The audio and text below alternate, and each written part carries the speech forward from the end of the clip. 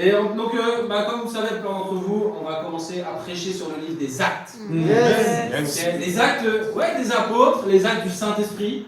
D'accord? C'était pas les opinions des apôtres. C'était pas les émotions des apôtres. Non. C'était les actes. Oui. Ils ont posé des actes. Et c'est ça, véritablement, qui a changé le monde. Le titre de mon message, c'est chaque fin est un renouveau. Ok. Chaque fin est un renouveau. Des fois, on voit la fin, comme la fin, on se dit ah, c'est fini, il n'y a plus d'espoir. C'est comme ça que ça doit se passer, etc. Mais c'est pas ce que la Bible nous enseigne. Et c'est pas ce que la vie nous enseigne. La vie, le monde, la nature, la Bible nous enseigne que chaque fin est en réalité un renouveau. Et je pense au cycle de la vie. Je dis, ouais, la mort entraîne la vie au final.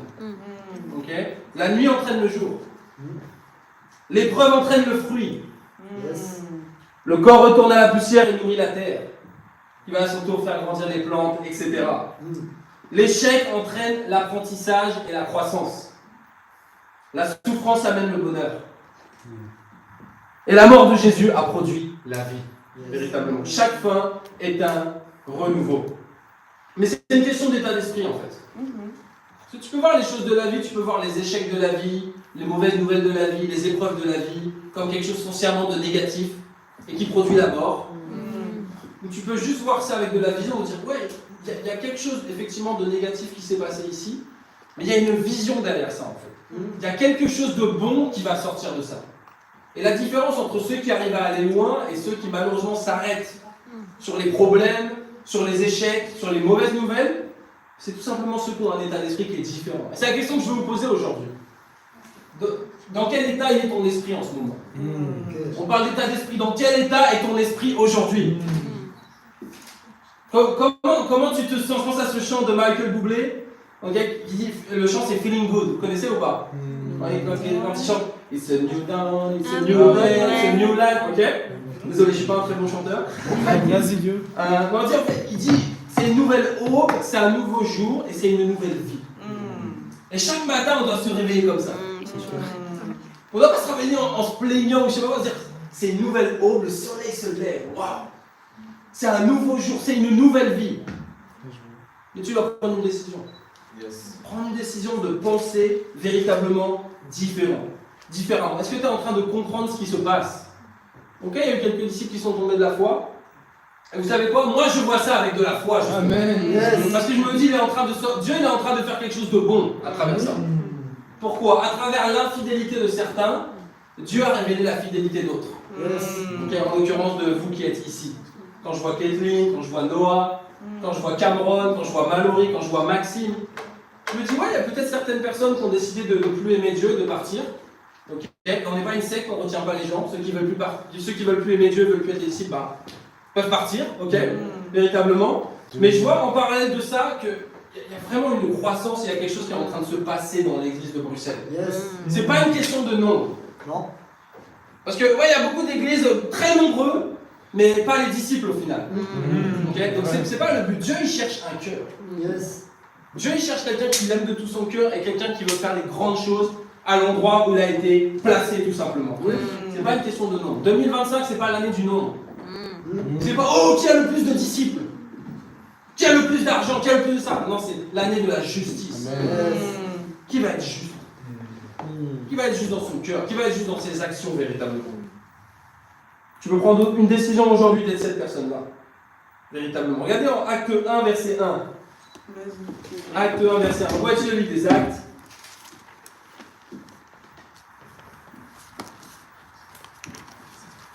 Et pourquoi le livre des Actes? Donc chaque année, dans l'église, dans nos églises, okay, on va étudier le livre des Actes. Et c'est un livre qui est absolument fondamental, puisque c'est l'église du 1er siècle, véritablement. Et ça nous explique aussi comment bibliquement on est sauvé. Et donc c'est un livre qui est super important, parce qu'on, d'un point de vue doctrinal, mais également en termes de vie. On voit qu'est-ce qui était enseigné dans l'église du 1er siècle, mais également comment les disciples au 1er siècle étaient en train de vivre. Et donc, Acte 1, verset 1, c'est écrit « Cher Théophile ». Donc Théophile en grec, ça veut dire celui qui aime Dieu. Donc la Bible s'adresse à ceux qui aiment Dieu. La Bible, donc aimer Dieu, c'est quoi? C'est garder ses commandements. Okay? Donc c'est vraiment ceux qui lisent, qui entendent ce message avec foi et qui décident de le vivre véritablement. Cher Théophile, dans mon premier livre, j'ai parlé de tout ce que Jésus a commencé de faire et d'enseigner. Donc ici, Luc, il est question de Luc. Donc qui a écrit le livre des Actes? C'est Luc. Okay. Qui était Luc? Luc, c'était un disciple, bien sûr, un disciple de Jésus. Et il dit dans mon premier livre. Donc le premier livre qu'il a écrit, c'est l'évangile de Luc, tout simplement. Et donc là, il a écrit effectivement le livre des Actes. Il a écrit l'évangile de Luc en 62 après Jésus-Christ. Et il a écrit le livre des Actes entre 63 et 70 après Jésus-Christ. Et Luc, c'est un personnage qui est vraiment intéressant. Il était un médecin déjà. Okay, il était un médecin grec qui est devenu un disciple. Il était toujours un médecin. Il n'a pas abandonné son job, mais il était toujours un médecin pendant qu'il était disciple. C'est un compagnon de l'apôtre Paul. Il est quelqu'un qui est devenu un évangéliste un peu plus tard. Et la tradition historique le désigne comme faisant partie des 70 disciples qui ont été envoyés par Jésus en Luc chapitre 10. Okay. Certains d'entre vous, vous connaissez, je pense, en Luc chapitre 10. Jésus a choisi 70 disciples et il les a envoyés pour prêcher la parole, guérir les malades, chasser les démons, etc. La tradition dit, en tout cas plusieurs traditions et plusieurs témoignages disent que Luc faisait partie de ces 70 disciples. Donc il n'était pas un apôtre, mais il était un disciple et il était un leader. Il était un craignant Dieu. Qui sait ce que c'est un craignant Dieu? Ça désignait vraiment un groupe de personnes bien spécifiques. Ok, donc les craignants Dieu, ça désignait les non-juifs. Ça désignait un groupe de non-juifs qui avaient embrassé la foi dans le Dieu d'Israël et qui suivaient les principes moraux et spirituels du judaïsme, mais sans appliquer les aspects physiques.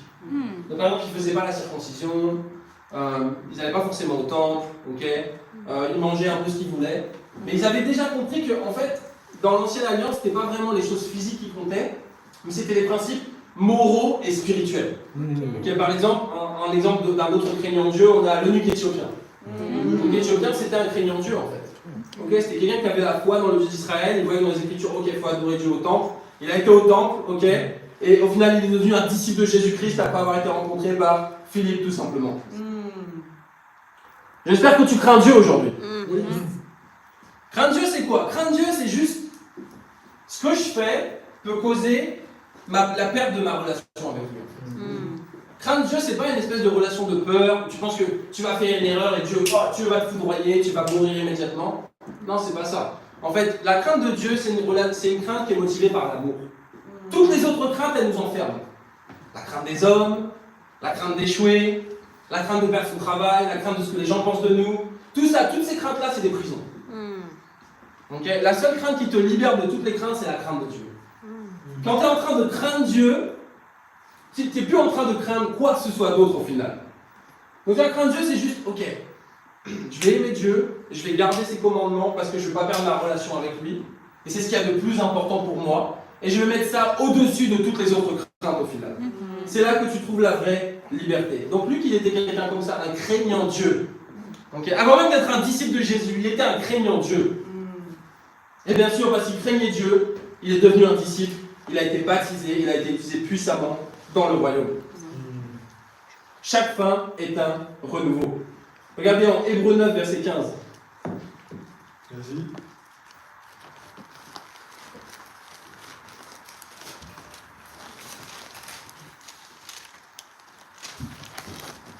Tu peux lire ça, Hébreux 9, verset 15 à 18. Vas-y, Maxime. Vas-y. Voici pourquoi il est le médiateur d'une alliance nouvelle. Sa mort est intervenue pour le rachat des transgressions commises sous la première alliance, afin que ceux qui ont été appelés reçoivent l'héritage éternel promis. En effet, là où il y a un testament, il est nécessaire que la mort du testataire soit constatée. Un testament n'entre en vigueur qu'en cas de décès, puisqu'il n'a aucun effet tant que le testateur vit. Yes. 18, ouais. C'est pourquoi même la première alliance a été inaugurée avec du sang. Exact. Donc c'est la raison pour laquelle le livre des Actes, c'est un livre qui est particulièrement important. Parce qu'en fait, c'est la mort de Jésus qui a permis l'entrée de la nouvelle alliance. C'est ce qui est écrit noir sur blanc ici. Que Jésus, effectivement, il est mort sous la première alliance. Et que pour qu'il y ait un nouveau testament, une nouvelle alliance, il est nécessaire que le testateur meure véritablement. Donc les 4 évangiles, ce n'est pas une référence pour savoir comment être sauvé. bibliquement, tu ne peux pas savoir comment être sauvé dans les 4 évangiles, puisque la nouvelle alliance n'était pas encore entrée en vigueur. Pourquoi je vous dis, il y a plein de gens, ils disent, oh, les évangiles, Jésus, les gens, ils ont eu la foi en Jésus, ils ont été sauvés, ok? Mais ça, c'était pendant le ministère terrestre de Jésus, au final. Il y a une nouvelle alliance qui est arrivée, cette nouvelle alliance, elle arrive dans le livre des Actes. Ok? On voit ici encore une fois que chaque fin est un renouveau, parce que Jésus, il est mort, mais c'était précisément, il devait mourir. Il devait mourir pour qu'il y ait une nouvelle alliance qui arrive et qu'il y ait une nouvelle vie qui soit rendue possible pour des milliers de gens. Et pour vous aujourd'hui. Si vous êtes là aujourd'hui, je veux vraiment vous encourager à ne pas être là juste en spectateur, mais vraiment vous dire, ok, Dieu, encore une fois, il a quelque chose à me dire et je peux devenir acteur de ma relation avec Dieu et acteur de ma vie au final. Parce que Dieu, il veut nous donner la vie. Je ne parle pas d'une vie physique, d'une vie qui est naturelle, ça on l'a, ok, mais d'une vie qui est spirituelle. D'une vie qui porte du fruit. Regardez en Luc 24, verset 44. Luc 24, 45. Vas-y. Luc 24. Luc 24, ouais. Luc 24, 45. Amen. Donc ça, c'est la fin de l'évangile de Luc, justement. Et en gros, Jésus est mort, Jésus est ressuscité. Et on va voir ce qu'il dit finalement à certains de ses disciples. C'est écrit verset 45, alors il leur ouvrit l'intelligence afin qu'ils comprennent les Écritures. Et il leur dit, ainsi il était écrit, il fallait que cela arrive, que le Messie souffrirait et qu'il ressusciterait le 3e jour. Et que la repentance et le pardon des péchés seraient prêchés en son nom à toutes les nations, à commencer par Jérusalem. Vous êtes témoins de ces choses. Et voici que j'enverrai sur vous ce que mon Père a promis. Quant à vous, restez dans la ville de Jérusalem, jusqu'à ce que vous soyez revêtus de la puissance d'en haut. Donc Jésus est mort, Jésus est ressuscité, et lors de sa résurrection, il a dit, ok, il y a quelque chose qui va arriver à Jérusalem. Il y a quelque chose qui va arriver avec puissance, et la repentance et le pardon des péchés vont être prêchés en mon nom, simplement. Chaque fin est un renouveau. Le point numéro 1, c'est la foi de quelques disciples a fait toute la différence. La foi de quelques disciples a fait toute la différence. Peut-être qu'aujourd'hui, tu nous mets juste quelques disciples, parfait, ça suffit. Ça fait toute la différence. Ça suffira pour faire toute la différence. Si tu n'es pas encore un disciple de Jésus, c'est simple, étudie la Bible, deviens un disciple et sois baptisé. En Acte 1, verset 2. Acte 1, verset 2. Let's go. C'est écrit jusqu'au jour, donc Jésus, effectivement, on va reprendre verset 1. Cher Théophile, dans mon premier livre, j'ai parlé de tout ce que Jésus a commencé de faire et d'enseigner, jusqu'au jour où il a été enlevé au ciel, après avoir donné ses ordres par le Saint-Esprit aux apôtres qu'il avait choisis. Après avoir souffert, il se présenta à eux vivants et leur donna de nombreuses preuves. Pendant 40 jours, il se montra à eux et parla de ce qui concerne le royaume de Dieu. Donc Jésus est mort, Jésus est ressuscité, et pendant 40 jours, il a parlé de quoi? Le royaume de Dieu, RDD, royaume de Dieu, royaume de Dieu, royaume de Dieu, tous les jours. Le royaume de Dieu, véritablement.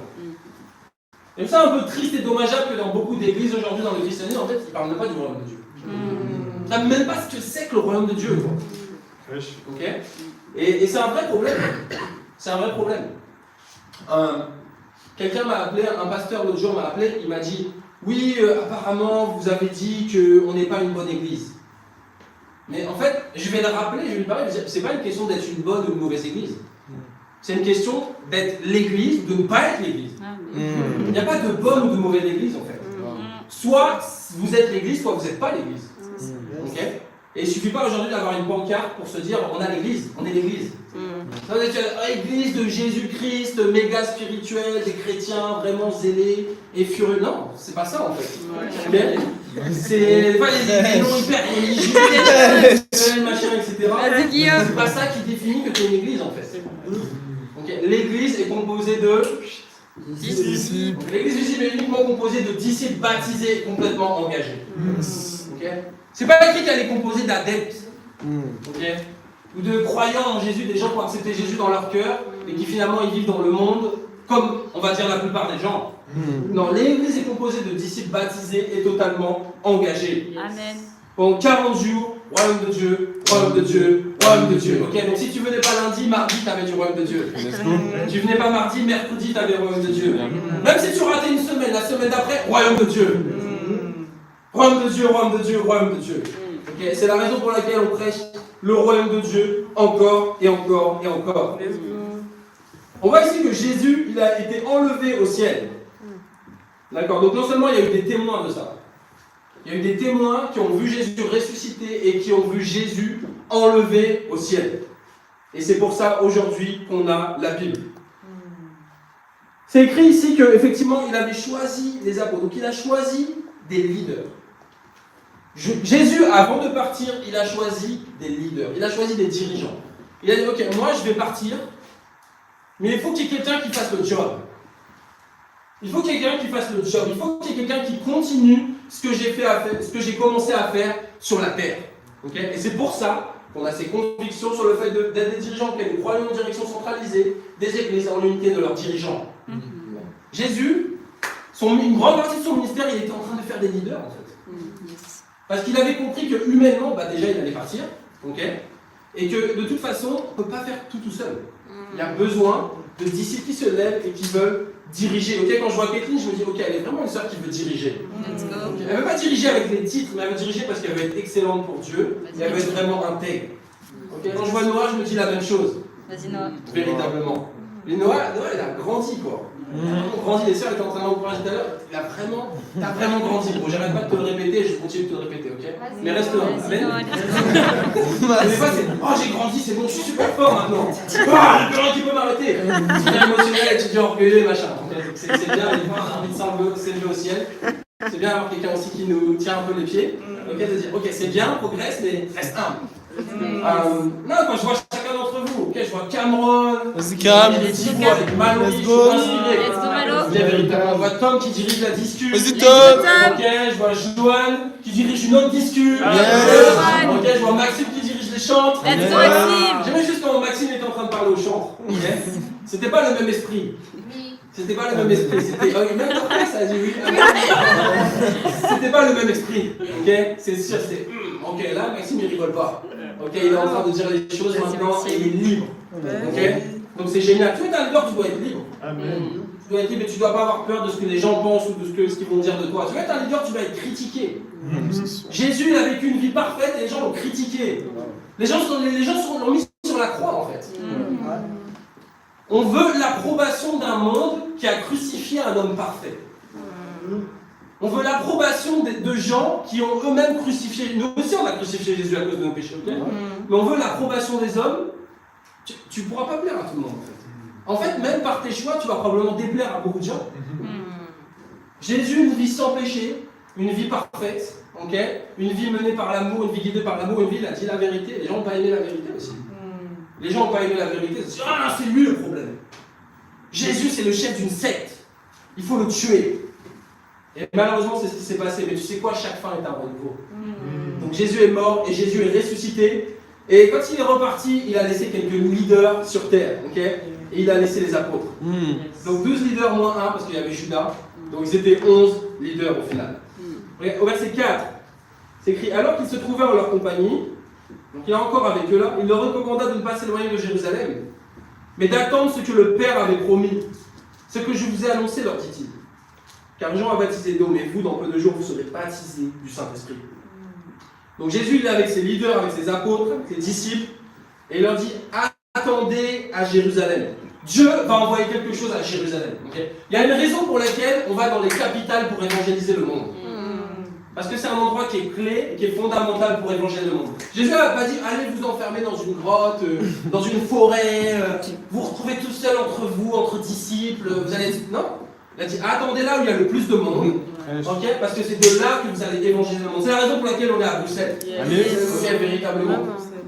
Et moi le défi que je vous donne, c'est tout simplement d'attendre à Bruxelles, parce qu'il y a quelque chose d'incroyable qui va se produire. Il faut juste avoir la foi en fait. Et juste imaginez les apôtres, ils étaient juste 11, ils étaient 12, il y avait un traître, il s'est vendu. Pas très encourageant, c'est quelqu'un qui est tombé de la foi, mais version hardcore, parce qu'il est mort physiquement aussi. Et Jésus dit, t'inquiète pas, attendez à Jérusalem et je vais envoyer quelque chose. Donc il faut savoir attendre avec foi, et pas avoir les yeux focalisés sur les circonstances humaines. Verset 6. Alors que les apôtres étaient réunis. Okay, des fois, peut-être tu peux manquer de conviction sur la réunion des dirigeants. Okay, apôtres réunis, okay, réunion des dirigeants. Let's Okay, go. je ne suis pas un apôtre, okay, il n'y a plus d'apôtres, on va regarder les écritures après. Mais les apôtres, ils étaient des leaders au final. Les apôtres étaient réunis. Donc, vous avez une réunion des leaders. Il y avait Jésus qui était là véritablement. Ils lui demandèrent, Seigneur, est-ce à ce moment-là que tu rétabliras le royaume pour Israël? Donc là, ils étaient un peu trop focalisés sur les choses physiques parce qu'ils pensaient encore à leur pays physique. Parce qu'ils voyaient que leur pays il était en mauvaise posture quelque part. C'est compliqué, il y avait les Romains qui leur mettaient la pression, etc. Et ils disent, ouais, Jésus, quand est-ce que notre pays va aller mieux en fait? Quand est-ce que notre pays va aller mieux? Verset 7, on va voir la réponse de Jésus. Il leur répondit, ce n'est pas à vous de connaître les temps ou les moments que le Père a fixés de sa propre autorité. Donc en gros, tu n'as pas à savoir. Okay, ça ne te regarde pas. C'est pas important. Okay, voilà ce qui est vraiment important. Verset 8. Mais vous recevrez une puissance lorsque le Saint-Esprit viendra sur vous. Et vous serez mes témoins à Jérusalem, dans toute la Judée, dans la Samarie et jusqu'aux extrémités de la terre. Donc ici, même les leaders, ils avaient des questions. Jésus, c'est quand? Oui, mais qu'est-ce qui se passe si il se passe ça, qu'est-ce qu'on fait? Jésus n'a même pas répondu. Jésus n'a même pas répondu en fait. Et il a dit, écoute ça, non, voilà ta mission. Vous allez évangéliser le monde. Okay, on a toujours des questions. Oui, mais pourquoi ci? Oui, mais pourquoi ça? Mais qu'est-ce qu'on va faire s'il se passe ça? Oui, mais si je fais pas ça, comment je fais? Arrête avec ça en fait. Okay, il est temps d'aller évangéliser le monde. Tu sais ce qui va répondre à tes questions? D'aller prêcher la parole. La Bible dit en Matthieu 28 que les disciples ont eu des doutes. Jésus n'a pas dit, oh t'inquiète pas, va partager ta foi s'il te plaît. Va faire les disciples. Va faire les disciples, va baptiser, va enseigner à mettre en pratique et tu vas voir que pouf, tes doutes ils vont disparaître comme par hasard. Parce que tu es en train de demeurer dans la parole quand tu fais ça et t'arrêtes de focaliser sur toi-même. C'est puissant. Il dit, allez évangéliser le monde au final. C'est ce qu'on doit faire. Il est temps de transformer nos questions en réponses. Toujours des questions. C'est quoi les réponses aujourd'hui?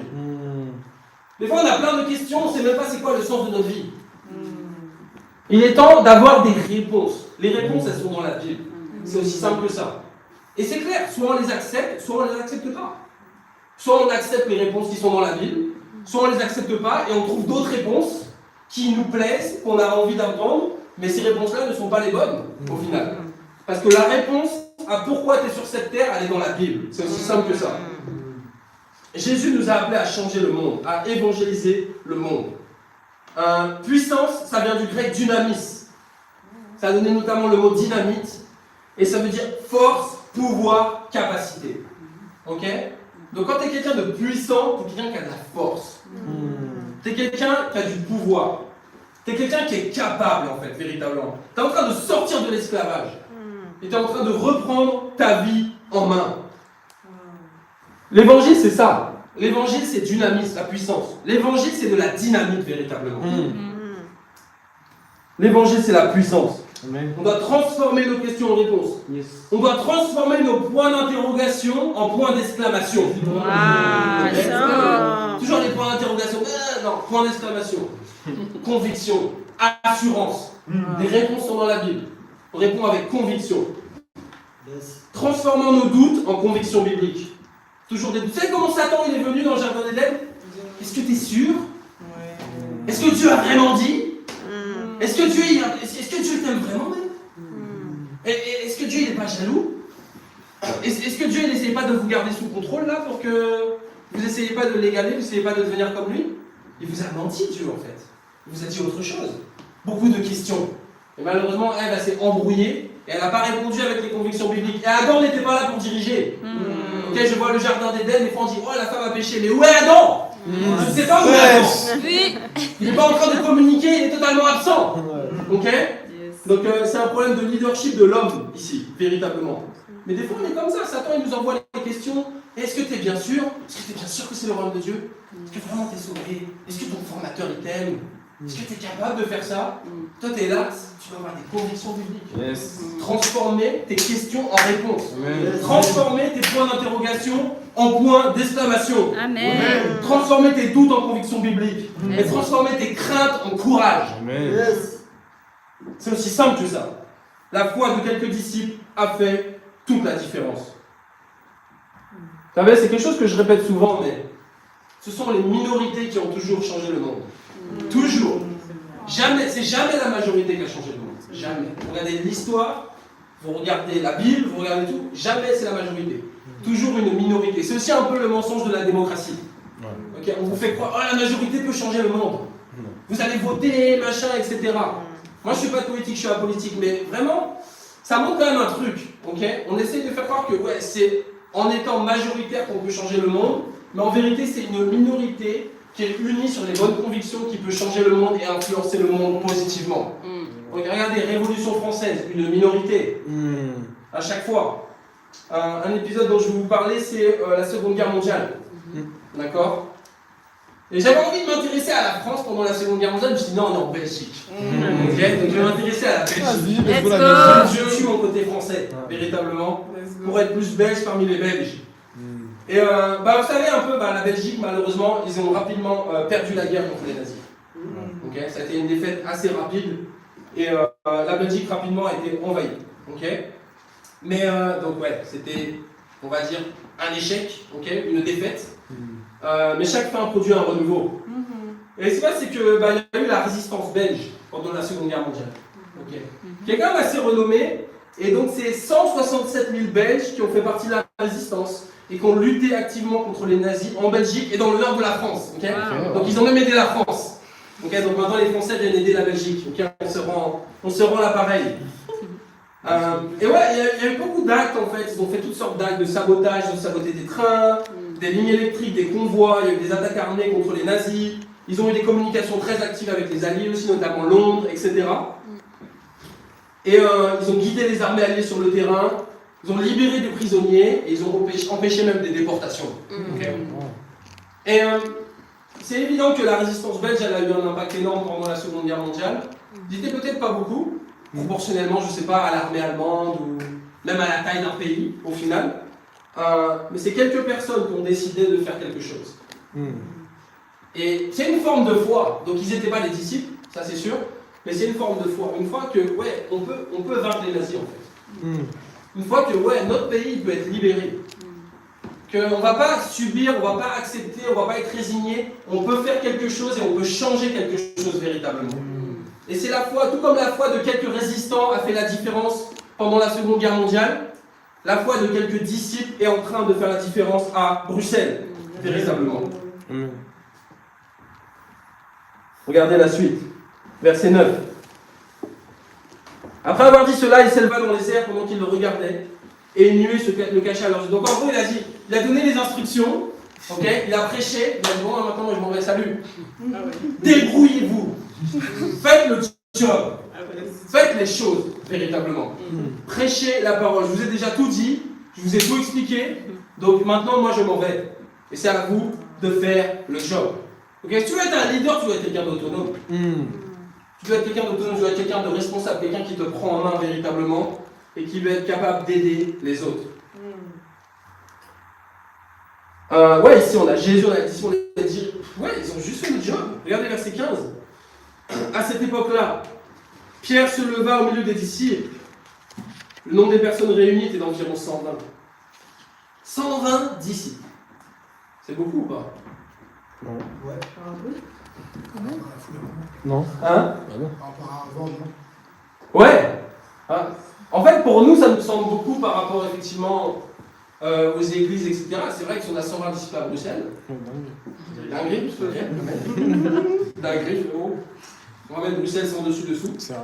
Dans le bon sens du terme, ok. Ce n'est pas un appel à l'émeute ou je sais pas quoi. Mais juste changer le monde, changer Bruxelles, apporter plus d'amour, de foi et d'espérance, et de vraiment avoir une influence positive autour de nous. Ok. 120 disciples, c'est beaucoup sans être beaucoup, quoi. Parce que tu regardes le ministère de Jésus, il a nourri les gens, 5000 personnes, il a multiplié les pains devant 5000 personnes. Ils sont où tous ces gens aujourd'hui? Ils sont partis. Okay. Ils ont vu la multiplication, waouh, ils voulaient même le faire roi. Ils ont dit voilà, Jésus c'est lui le prophète et tout, on va le faire roi, etc. Ils ne sont pas là aujourd'hui. Okay. Ils sont pas là, il y avait juste 120 disciples.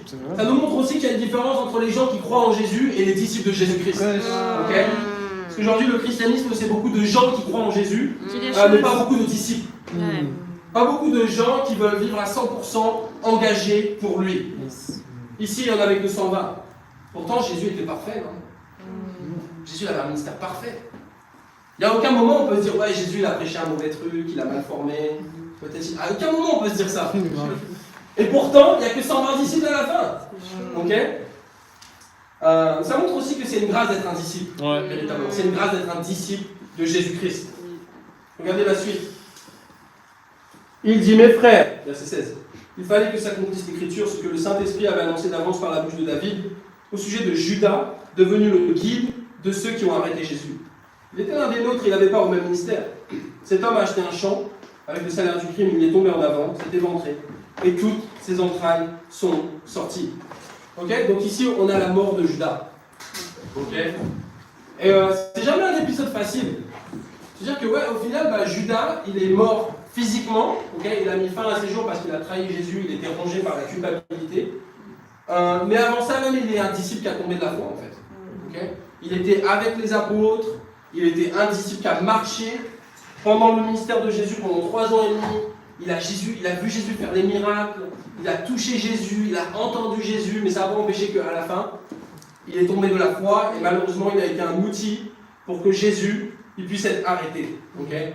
Mais tu sais quoi, c'est pas grave, parce que c'était le plan de Dieu. C'était le plan de Dieu. Il y avait besoin qu'à un moment, il y ait un traître. Il y avait besoin qu'à un moment, il y ait quelqu'un qui tombe de la foi. Il y a besoin qu'à un moment, ouais, Jésus il soit livré par quelqu'un pour être crucifié, mourir pour les péchés du monde et de pouvoir être ressuscité. Des fois, on voit la vie seulement comme, oh, il doit se passer que des bonnes choses. Si il se passe que des bonnes choses, ça va, je suis béni. S'il se passe des mauvaises choses, oh, c'est plus le royaume. Je sais pas ce qui se passe. Dieu ne m'aime plus, c'est plus le royaume. Non, c'est normal en fait. C'est normal. Parce que c'est ce qui s'est passé pendant le ministère de Jésus aussi. Tout simplement. Regardez au verset 21. Très intéressant aussi ça. Il faut donc choisir un homme parmi ceux qui nous ont accompagnés tout le temps où le Seigneur Jésus a vécu avec nous. Mais ouais, ce qui se passe, c'est que. C'est acte 1, verset 21. Ce qui se passe, c'est que Judas est mort, ok, et il est un apôtre, et donc il faut le remplacer. Et donc, il y a certains critères pour être un apôtre, véritablement. Pourquoi je dis ça? Parce qu'aujourd'hui, tu as quelques églises, gros guillemets, okay, quelques assemblées de gens qui croient dans les apôtres, okay, et qui disent que, ouais, il y a apôtre un tel, apôtre ci, apôtre ça, faut rien dire sur l'apôtre, attention, l'apôtre va te foudroyer si tu dis quelque chose. Mais en fait, on va voir ici les critères pour être un apôtre. Et on va voir si bibliquement aujourd'hui c'est encore possible qu'il y ait des apôtres. Okay, donc il faut choisir un homme. Donc déjà les critères c'est, bon, bien sûr ça devait être un disciple, ils étaient les 120 disciples réunis. Donc en fait il devait choisir quelqu'un parmi les disciples, un homme, parmi ceux qui nous ont accompagnés tout le temps où le Seigneur Jésus a vécu avec nous. Donc ça devait être un disciple qui a vécu durant tout le ministère de Jésus. Ok? Depuis le baptême de Jean, donc quand il a été baptisé par Jean, donc au début des évangiles, jusqu'au jour où il a été enlevé du milieu de nous, il nous sera associé comme témoin de sa résurrection. Ok? Donc ce qu'on voit ici, c'est que les critères pour être un apôtre, ils étaient assez clairs. Okay? Il fallait faire partie des 120 disciples à l'époque, parce qu'il fallait avoir assisté au ministère terrestre de Jésus, de son baptême par Jean jusqu'à son élévation à la droite de Dieu. Okay? Et un témoin de sa résurrection. Donc un apôtre, c'était un témoin direct de la résurrection de Jésus. C'est quelqu'un qui a entendu Jésus directement, c'est quelqu'un qui a touché Jésus directement. La question c'est, est-ce que quelqu'un aujourd'hui peut remplir un tel critère? Non. Simple, ok? En fait, depuis le 2e siècle après Jésus-Christ, personne ne peut remplir un tel critère, au final. Donc tu sais déjà que si quelqu'un se dit, moi je suis apôtre, il n'est pas un apôtre, il est un faux apôtre. Ça c'est sûr et certain.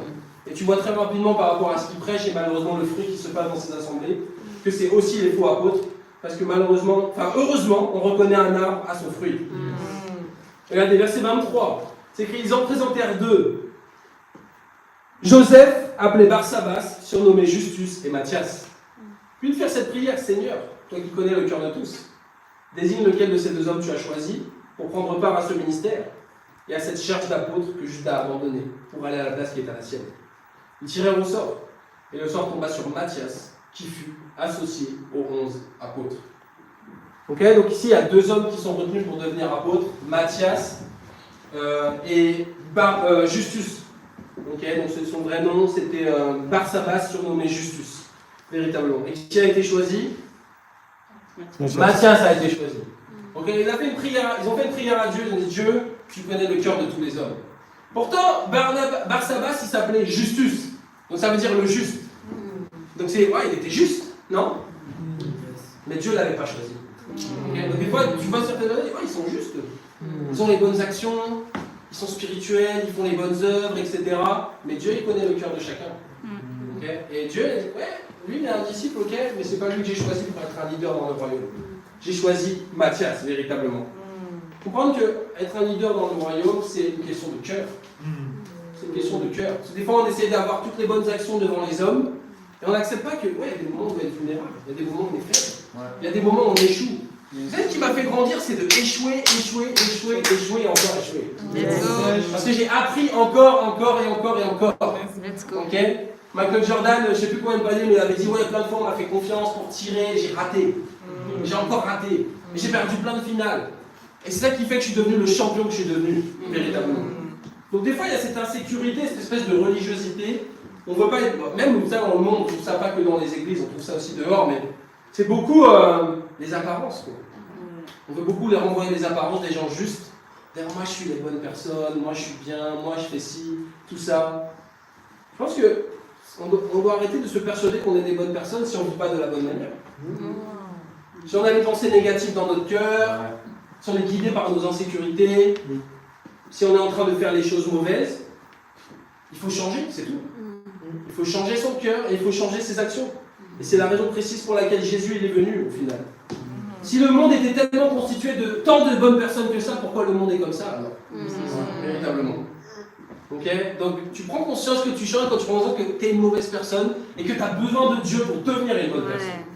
Que tu as besoin de Jésus pour devenir une bonne personne et vraiment avoir de l'impact au final. Donc mon défi il est simple. La foi de quelques-uns, la foi de quelques disciples a fait toute la différence, on va le voir aussi en acte 2. Parce qu'ils sont restés fidèles en fait. Ils sont restés fidèles, ils sont restés fermes dans leurs convictions.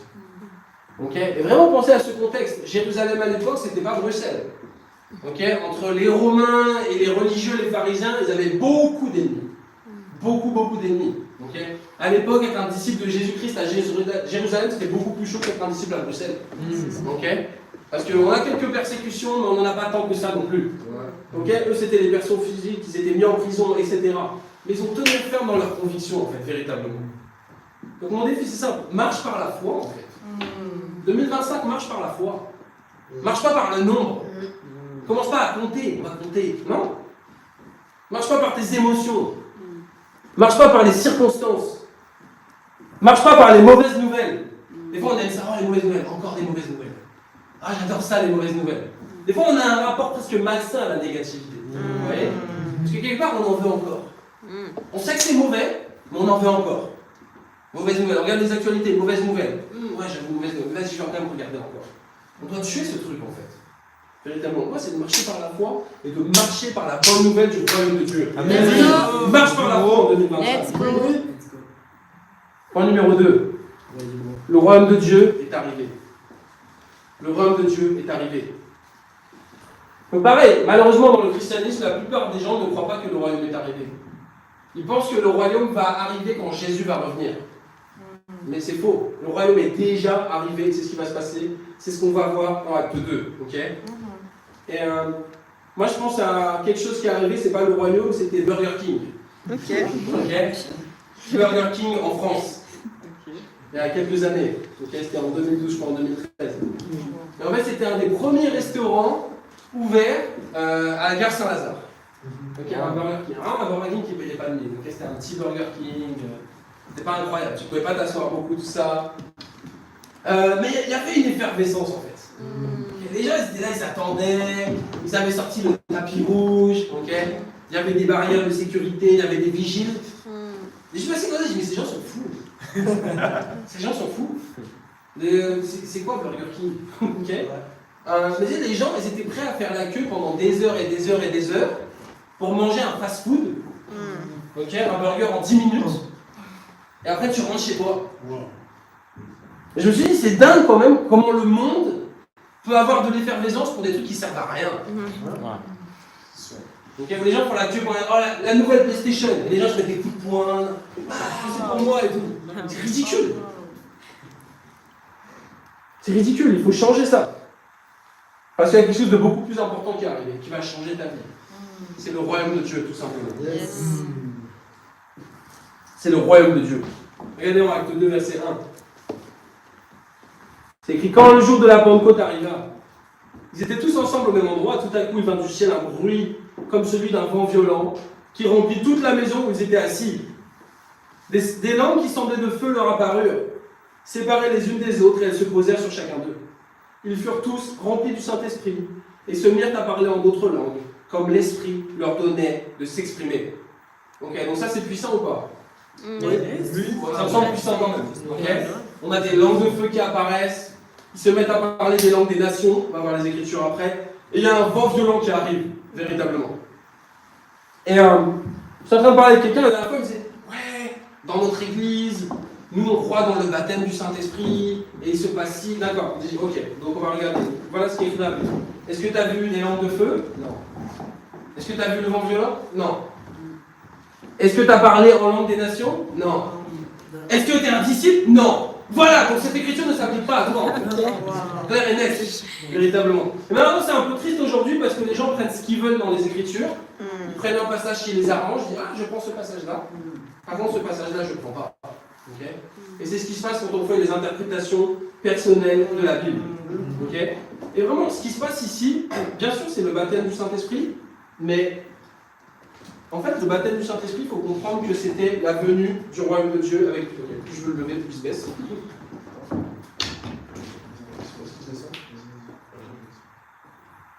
Ouais, merci frérot. Génial. En fait, ce qui est en train de se passer ici en acte 2, c'est la venue du royaume de Dieu avec puissance.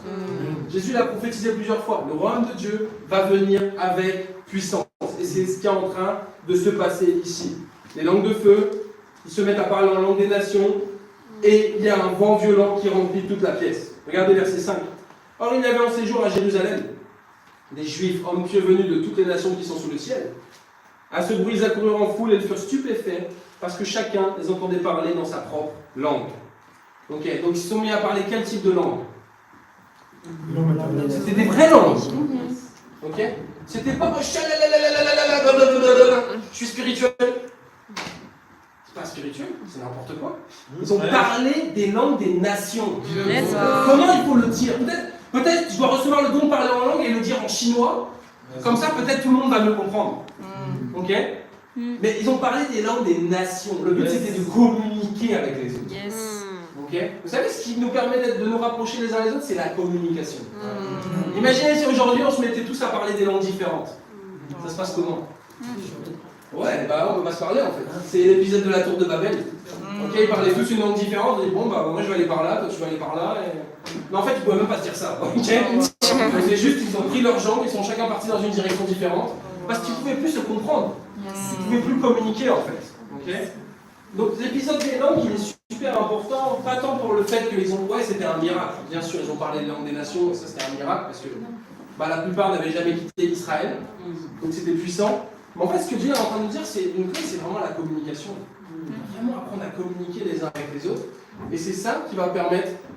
c'est un principe clé dans le royaume de Dieu, en fait. Tout simplement.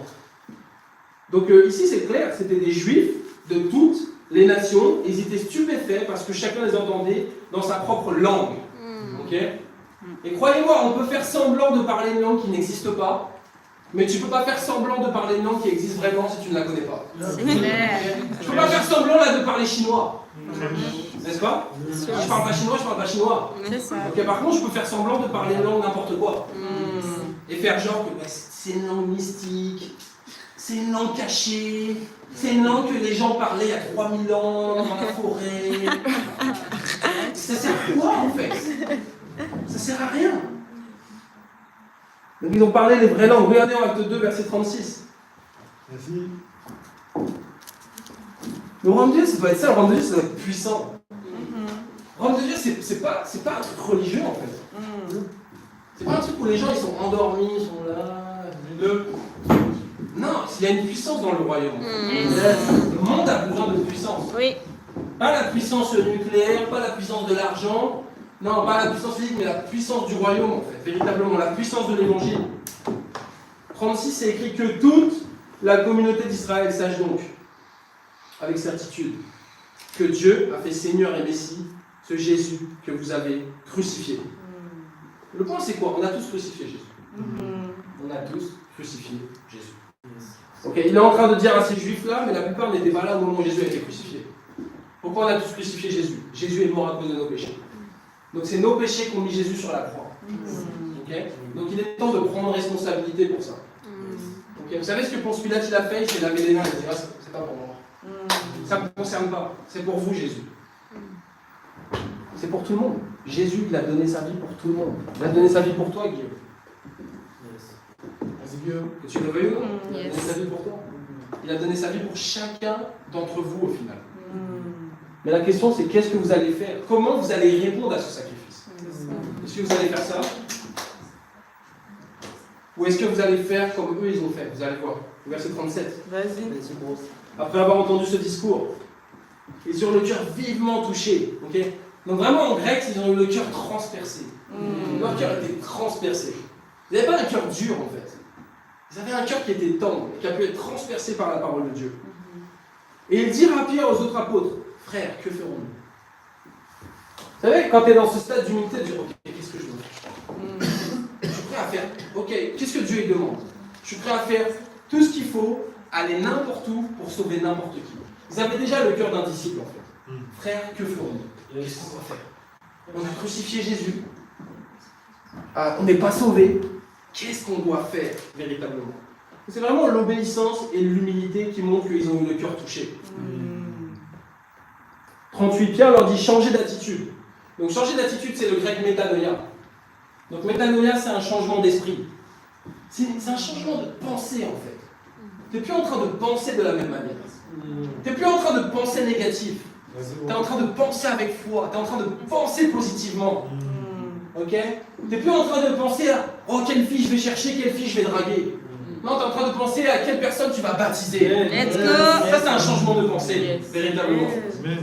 Tu n'es pas en train de penser à oh, qu'est-ce que j'ai fait dans le passé, j'ai fait n'importe quoi, je suis une mauvaise personne. Tu es en train de penser que tu es une merveilleuse créature et tu as un présent et tu as un avenir. En fait. Yes. C'est ça, métanoïa. Métanoïa, c'est un changement de pensée. Peut-être avant, tu disais les gros mots et tu changes ton langage au final.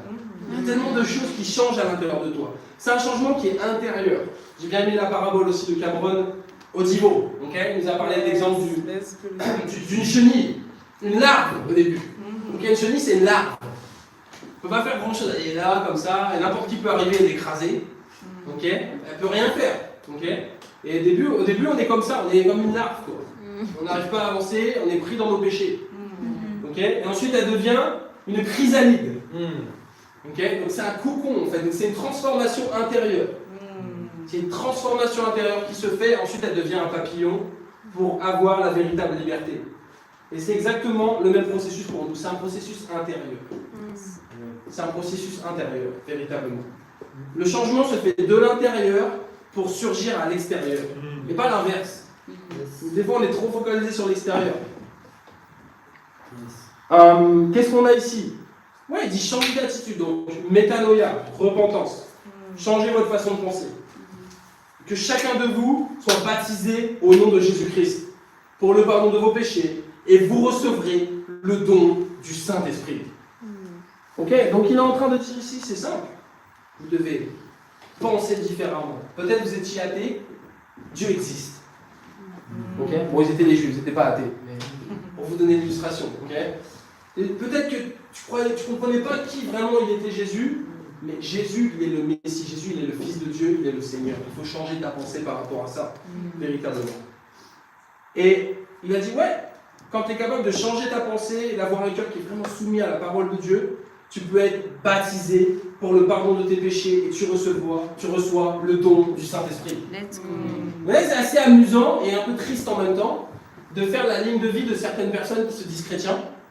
D'accord? Et en gros, moi j'étais baptisé à 18 ans, j'ai reçu le Saint-Esprit à 24 ans et j'ai reçu le pardon des péchés à 16 ans. C'est quelle cohérence ça? Ok? Ok? Hein? C'était grave. Ouais, moi aussi. C'était pareil, ok? Donc le point, c'est vraiment comprendre que non, il y a des convictions bibliques claires par rapport au salut.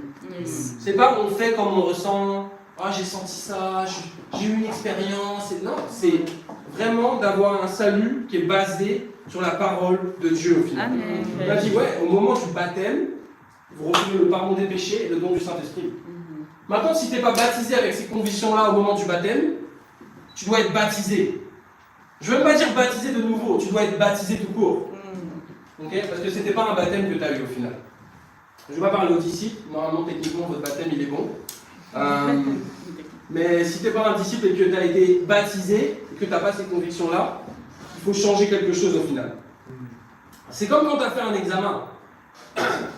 C'est, ok, tu passes un examen, tu as 0. Ensuite, quelqu'un arrive derrière toi et te donne toutes les réponses. Toutes les bonnes réponses, il te les donne. Est-ce que tu peux revoir l'examinateur et dire, oh regardez, j'ai toutes les bonnes réponses? Non, tu dois repasser l'examen. Tu dois repasser l'examen avec toutes les bonnes réponses. Okay? Et comme il t'a donné toutes les bonnes réponses, voilà. Donc moi, c'est avoir les bonnes convictions et d'être baptisé avec les bonnes convictions. Yes. Yes, 39. En effet, la promesse est pour vous, pour vos enfants et pour tous ceux qui sont au loin, en aussi grand nombre que le Seigneur notre Dieu les appellera. Et je pense qu'à Bruxelles, en Belgique, on peut se considérer un peu comme étant loin de Israël, de Jérusalem. Donc c'est aussi une promesse pour nous. D'accord? C'est une promesse pour tous les habitants de la terre au final. Car on par beaucoup d'autres paroles, ils rendent des témoignages. Et les encourager en disant, sauvez-vous de cette génération pervertie. 41. Ceux qui acceptèrent sa parole furent donc baptisés. Et ce jour-là, le nombre des disciples augmenta d'environ 3000 personnes. Donc ils ont accepté l'enseignement. Ils n'ont pas accepté Jésus dans leur cœur, ils ont accepté l'enseignement. Le point où ils ont accepté Jésus, c'était au verset 36. D'accord. Maintenant, après Pierre, il a prêché, et ils ont dit, ok, je vais juste accepter ce message-là, et je vais changer ma vie au final. On doit sortir de l'évangile fast-food, et vraiment comprendre que ouais, faire un disciple, c'est un travail. Ça prend du temps. La vision, c'est pas d'avoir des gens pour avoir des gens. Le but, c'est d'avoir des gens qui ont un cœur à 100% pour Dieu, et qui sont les vrais disciples. Okay. C'est mieux d'être une petite église avec des gens qui sont vraiment sauvés, que beaucoup d'églises où les gens vont en enfer. Parce que le message qui est prêché n'est pas biblique. Okay. Donc on doit être focalisé sur la justice qui est dans la Bible et pas sur le nombre. Oui. Pas se laisser impressionner par les masses, par les foules au final. Vous voyez? Même un mensonge reste un mensonge. Ok? Je vous avais déjà donné cet exemple-là, mais si demain tout le monde se met à dire que 2 plus 2 égale 5, même tout le monde peut le dire, ça ne change rien. 2 plus 2 ne fait pas 5. Ok? Donc des fois, on est trop influencé parce que la majorité pense. Et on se dit, ah, parce que la majorité pense ça, moi aussi il faut que je pense ça. Parce que si je ne pense pas ça, qu'est-ce que les gens vont penser de moi? Peut-être je vais être rejeté par les gens, peut-être on ne va plus m'accepter. Peut-être on va me considérer comme anormal. Amen! Quand tu es un disciple de Jésus, ouais, des fois on te considère comme anormal. Pourquoi il vit comme ça? Parce que c'est un message qui est différent. Mais c'est le seul moyen de changer le monde. Regardez la suite. Verset 41, c'est écrit, le nombre des catholiques augmenta d'environ 3000 personnes. Non. C'est pas écrit ça? Pas du tout. Pas du tout. Le nombre des protestants augmenta d'environ 3000 personnes. Non plus. Toujours pas? Bah non. Le nombre des mormons augmenta d'environ 3000 personnes. Bah toujours pas.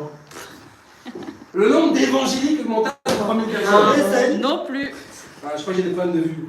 Ah. J'ai des problèmes de vue. Je pense que je dois changer mes lunettes, les amis. J'en ai pas, mais c'est des lunettes spirituelles. Je suis un peu aveuglé. Le nombre de disciples augmenta d'environ 3000 personnes. Let's Ils ont fait les disciples. Yes. Ils n'ont pas fait les catholiques. Les protestants, les ci, les ça.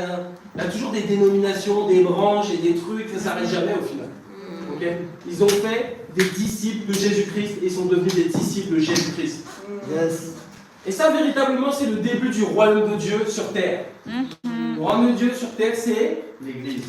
Aussi simple que ça. Verset 42. Ils persévéraient dans l'enseignement des apôtres, dans la communion fraternelle, dans la fraction du pain et dans les prières. La crainte s'emparait de chacun. Et il se faisait beaucoup de prodiges et de signes miraculeux par l'intermédiaire des apôtres. Tous ceux qui croyaient étaient ensemble, ils avaient tout en commun. Ils vendaient leurs propriétés et leurs biens, ils en partageaient le produit entre tous en fonction des besoins. Chaque jour, avec persévérance, ils se retrouvaient d'un commun accord au temple. Ils rompaient le pain dans les maisons, ils prenaient leur nourriture avec joie et simplicité de cœur. Ils louaient Dieu et avaient la faveur de tout le peuple. Le Seigneur ajoutait chaque jour à l'Église ceux qui étaient sauvés. Okay, donc on voit plusieurs choses ici. On voit déjà qu'ils persévéraient. Okay, c'est écrit 2 fois. Ils persévéraient jour après jour. Tu as besoin de quoi? De persévérance. Tu as besoin de persévérance, tu as besoin de caractère. Les gens qui ne sont pas persévérants, ils abandonnent. Ils sont lâches. À la moindre difficulté, oh, je ne sais pas. Est-ce que je dois continuer vraiment à être un disciple? Oh, finalement, c'était bien comme ça. Non, les gens persévérants, c'est ceux qui font les grandes choses. Okay? Pas seulement dans le roi, mais dans le monde. Regardez les gens qui réussissent dans le monde. Regardez les millionnaires, regardez les artistes, les gens qui persévèrent. Ils ont du caractère. Okay? Ils vont jusqu'au bout de leur idée. Et il y a un fruit qui arrive en fait par rapport à ça. Donc, c'est pas un hasard si c'est écrit 2 fois que l'Église du 1er siècle a persévéré. Okay? Ils ont persévéré encore et encore. Comme je dis souvent, la persévérance, c'est le caractère. C'est la capacité à continuer à faire ce qui est bien, à faire ce qui est juste, jour après jour, véritablement. Donc on a besoin de persévérance, on a besoin d'une double dose de persévérance, les amis. Ça, c'est clair. On voit aussi les apôtres qui faisaient les miracles. Okay? C'était les apôtres qui faisaient les miracles. En fait, la plupart des miracles étaient faits par les apôtres. Mais on a vu bibliquement qu'il n'y avait pas, il n'y a plus d'apôtres. Okay, n'est-ce pas? Donc, c'est aussi, ça pose une question, parce que des fois les gens sont trop focalisés sur les miracles, sur les trucs surnaturels et tout ça. Mais le vrai miracle que moi je vois ici, c'est l'amour. C'est le vrai miracle que je vois ici. Et bien sûr, il y avait des choses auxquelles les apôtres ils pouvaient guérir les malades, ils pouvaient faire des choses incroyables, des choses surnaturelles. Mais le vrai miracle qui est là, c'est l'amour. Okay, ils sont là, ils sont en train de s'aimer les uns les autres, ils sont en train de partager, ils sont en train d'influencer le monde. Okay, quand je vois, je me dis, ouais, ça c'est le miracle en fait. C'est le miracle de Dieu au final. Et c'est super inspirant. On doit être focalisé sur les vrais miracles, les amis. L'amour, la foi et l'espérance. La Bible dit qu'il y a 3 choses qui restent. L'amour, la foi et l'espérance véritablement. On voit qu'ils sont en train de tout partager. Okay, ils sont en train de partager l'argent. C'est pour ça qu'on est en train de prêcher la collecte. La collecte, c'est quoi? Tout le monde met l'argent en commun. Ma femme et moi, on donne notre collecte. C'est pas, on arrive, vous donnez l'argent, mais nous, on ne donne pas. Non. La plupart des églises, ils font ça, honnêtement. Va demander à l'apôtre ou au pasteur s'il donne sa collecte. La plupart du temps, ils ne donnent rien. Okay, ils attendent que les autres donnent. Donc, tout le monde mettait l'argent en commun. Et l'argent était réparti en fonction des besoins. Okay. Donc, va avoir une église aussi qui va t'aider financièrement. Moi, j'ai besoin d'argent. Oh non, mon frère, tu comprends. C'est un peu compliqué en ce moment, etc. Non, hein? Ouais, voilà. Donc, comprends aussi que l'argent était mis en commun, il était redistribué en fonction des besoins. Okay? Donc, qui a bénéficié d'une aide de l'Église ici? Ok? C'est pas mal. Donc, comprendre que, ouais, le royaume de Dieu, c'est ça. Il ne faut pas qu'il y ait des nécessiteux dans l'Église. Si tu as des problèmes d'argent, tu dois le dire. Je vais parler aux disciples, bien sûr. Si tu es un disciple, tu es dans l'Église, sois ouvert sur ta situation, s'il te plaît. Okay. Sois pas le disciple un peu genre, oh, je peux pas payer à manger, je peux pas m'habiller. Non, c'est quoi ça? Okay. Sois ouvert, sois humble. Okay. Exprime tes besoins et l'Église va t'aider. Parce que le royaume, c'est ça. On partage tout, on met tout en commun. Il ne doit pas y avoir de nécessiteux ou de gens dans le besoin. Okay. Partager les maisons aussi. Okay. Donc, maison de frères, maison de sœurs. Je pense que vous voyez que Aline et moi, on partage vraiment notre maison avec vous. Vous êtes quasiment tous les jours chez nous. Okay. Amen. Et quand c'est un peu de bruit, amen. Partager le temps. Et je pense que c'est vraiment une chose magnifique qu'on peut partager ensemble, c'est le temps. En fait, ça fait combien de temps qu'on est là? On a commencé à 14h30. Ça fait presque 2 heures. Et on partage du temps ensemble. Et ça a de la valeur. En fait. C'est super important. De partager le temps, de partager nos talents. Ok? Quand je vois Noah qui s'occupe du cyber, quand je vois Dorcas qui chante, Ok, quand je vois chacun d'entre vous, quand je vois Sarah qui sert, mais elle a beaucoup d'autres talents aussi, c'est sûr. En fait, tout ça, on est en train de partager des talents, on est en train de mettre les talents en commun, c'est super inspirant. Ils mangeaient ensemble, ils persévéraient dans l'enseignement aussi. C'est pas écrit un enseignement parmi tant d'autres, il y avait un seul évangile. Un seul évangile, un seul enseignement, l'enseignement des apôtres. Vous savez ce qui me touche ici? Ils n'avaient rien en commun, mais ils ont tout mis en commun. En fait, quand je me regarde, je dis, on n'a rien en commun. On n'a rien en commun. J'aurais jamais parlé à Noah, ou à Maxime, ou à Joël. J'aurais tracé ma route, et ils auraient fait la même chose avec moi. Okay, peut-être qu'on aurait sympathisé parce qu'on était collègues de travail, ou vite fait. Voilà, vite fait, ou dans la même école, un truc comme ça, il y a pas une différence d'âge quand même. Mais en fait, de base, on n'a pas grand-chose en commun, ok? Mais en fait, ce qui les a unis, c'est cet amour. Ce qui les a unis, c'est ce message, en fait. Ce qui les a unis, c'est un désir commun de changer le monde, véritablement. Comme je vous avais dit la semaine dernière, l'amour, c'est pas se regarder l'un l'autre, c'est regarder ensemble dans la même direction, véritablement. Donc, c'est ça qu'on est en train de faire, les amis. Et bien sûr, après, quand on prend la décision de s'aimer les uns les autres, on se rend compte qu'on a quand même des choses en commun. Et que c'est bien, c'est cool. Il y a aussi des choses, des passions qu'on partage, des choses comme ça, qui nous intéressent, bien sûr. C'était chaque jour. Chaque jour. Disciple, chaque jour. Avec quoi? Dépression? Verset 46. Avec persévérance. Ouais, ok. Et ils prenaient leur nourriture avec quoi? Avec joie. Dépression, colère, vertu. Avec joie. C'était content en fait. Des fois, t'es là, t'es en train de manger, t'es pas content. Sois content en fait. Sois content parce que t'as à manger déjà. Okay.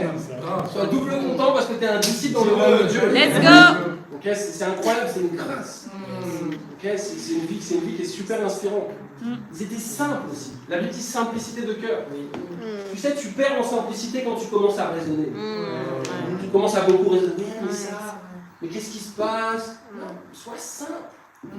Sois simple, sois libre, mets ta foi en action. Tu commences à trop raisonner, c'est pas raisonnable au final. Ça ne manque pas de fruits. C'est écrit au verset 47 qu'ils louaient Dieu, ils avaient la faveur de tout le peuple. Okay, donc les gens les aimaient bien. Les gens étaient inspirés par les disciples. Peut-être ils n'étaient pas d'accord avec certaines choses, peut-être leur style de vie était un peu en décalage avec eux, etc. Mais ils étaient quand même inspirés par les disciples. D'accord? Mais je pense que c'est vraiment ce qu'on doit faire aussi. Si on veut gagner les gens, on doit chercher la faveur des gens qu'on veut gagner, qu'on veut aimer, et avec qui on veut partager ce message. Ok? Donc le point, c'est pas d'être religieux dans le sens péjoratif du terme, mais c'est aussi de rejoindre les gens sur les moments de qualité, sur les passions, de juste être quelqu'un qui est accessible. D'accord? Et de faire tomber une barrière au final. Le verset 47, c'est écrit que le Seigneur ajoutait chaque jour. Chaque jour, ok? Mais ils étaient une masse critique, parce qu'ils étaient 3000 disciples. Donc oui, 3000 disciples, tu baptises chaque jour. Okay, nous, 14 disciples, on ne va pas baptiser chaque jour, les amis. Okay? Je pense que si on a un baptême par mois, on peut déjà être content. Okay? Mais ça va venir petit à petit. Okay? C'est comme, et encore une fois, comme je vous dis, je vois vraiment que vous êtes en train de grandir et Dieu, il est beaucoup plus focalisé sur ça. Et c'est ça que vous devez voir. Vous êtes en train de grandir. Let's go. Vous êtes toutes et tous en train de devenir plus forts, plus stables, plus spirituels. Vous êtes plusieurs à vouloir diriger. Et Dieu, il va amener des baptêmes, après ça va venir derrière comme ça. Okay? Il vaut mieux quelques disciples forts, stables, spirituels, qui sont en train de diriger, que beaucoup de disciples émotionnels, insécures, orgueilleux, machin. Parce qu'on ne va pas aller loin comme ça. Okay? Donc, mon défi, c'est quoi? Tu dois avoir des visions et des rêves dans le royaume de Dieu. Tu dois avoir des visions et des rêves dans le royaume de Dieu. C'est quoi ta vision dans le royaume? C'est quoi tes rêves dans le royaume au final? C'est super important. Là, tu as juste une vie un peu comme ça, une vie un peu routine. Tu fais des trucs tous les jours. Moment avec Dieu, après moment avec Dieu, partage de foi après partage de foi. Vraiment d'avoir des objectifs au final et de rêver grand. Si tu n'es pas un disciple baptisé, sois un disciple baptisé et fais partie du royaume de Dieu. Ça me paraît clair. Si tu n'es pas un leader dans le royaume, prends la décision d'être un leader. Être un leader, ce n'est pas une question vraiment de qualité, c'est une question de cœur. Véritablement. Donc les amis, Ça fait que commencer. Amen. Ça fait que commencer. C'est aussi simple que ça. Ça ne fait que commencer. Chaque fin est un renouveau. Amen. L'Église, elle grandit. Regardez, Jésus est mort, les apôtres étaient déprimés, qu'est-ce qui se passe, machin, ils étaient persécutés. Mais finalement, Jésus est ressuscité, ils sont toujours pas beaucoup, mais ensuite ils sont 120, et ensuite ils sont 3000, Let's go. et ensuite ils vont évangéliser le monde véritablement. Tout ça. Chaque fin est un renouveau. Et à Dieu soit toute la gloire. Amen.